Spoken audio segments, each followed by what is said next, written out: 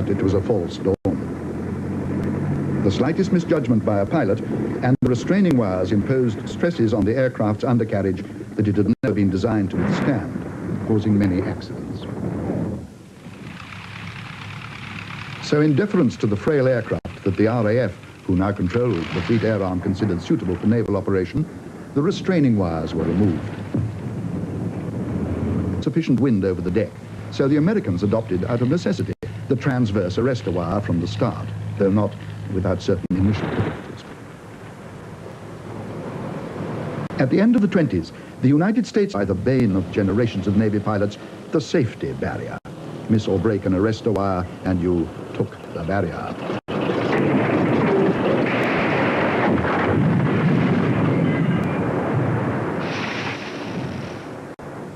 Early barriers were too low, enabling a really determined pilot to get past. This one was lucky.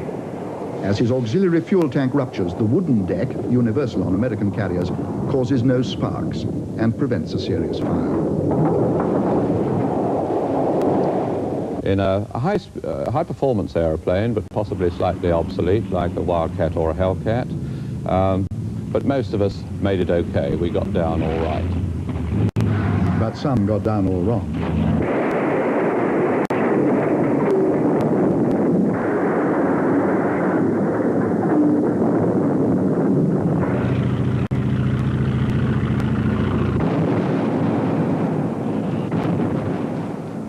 And others were lucky. Incredibly lucky.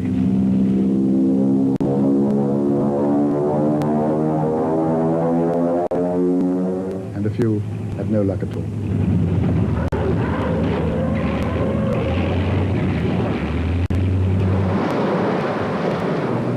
The deck crews of training carriers became great judges of a landing approach.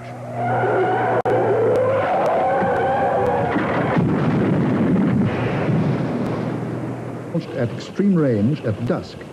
On the way home, aircraft began to ditch as they ran out of fuel.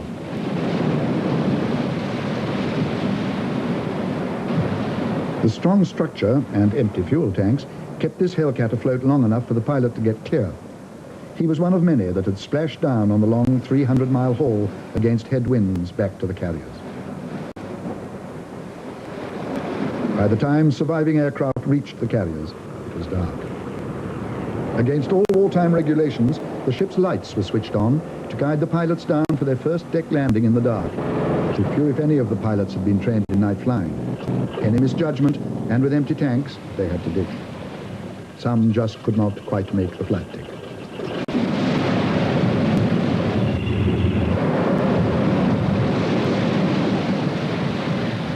Frantic radio calls gave the pilots permission to land on the first ship they saw. One, it is said, tried to land on a destroyer. The planes that got down safely were quickly marshaled from the decks or thrown overboard to make way for others, as planes on their last drop of fuel circled around to land. Deck accidents were common. In all, the operation cost 104 aircraft.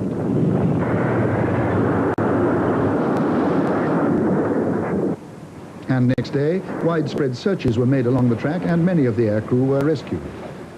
But 16 pilots and 33 crewmen were never seen again.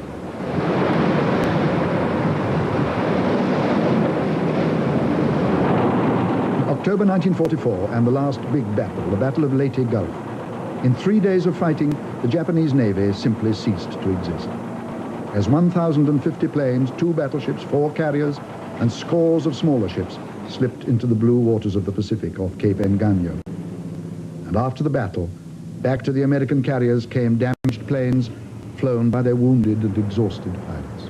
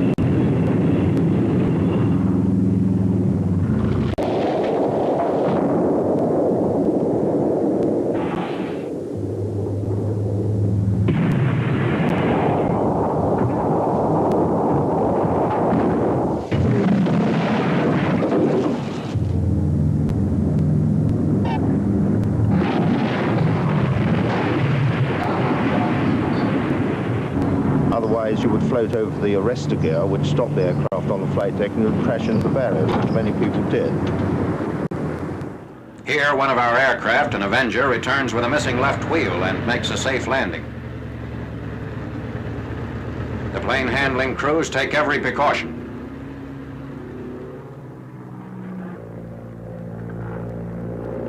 Another pilot brings down a damaged Helldiver, which is minus its tail hook. As the plane can't be stopped by the arresting gear, the pilot must rely on his brakes.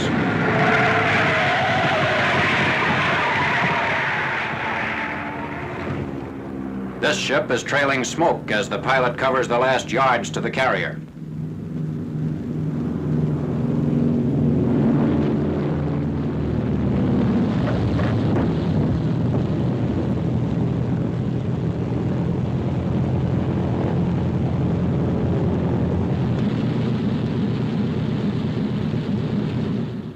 Losses of enemy aircraft in this engagement are reported to total more than 150.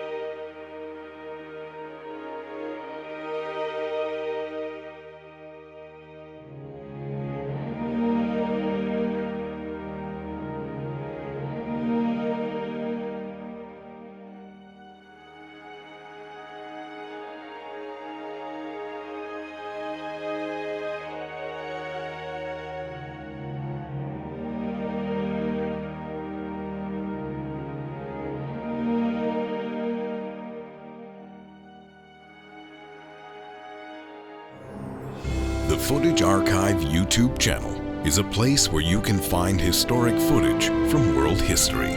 Subscribe to take a trip back in time.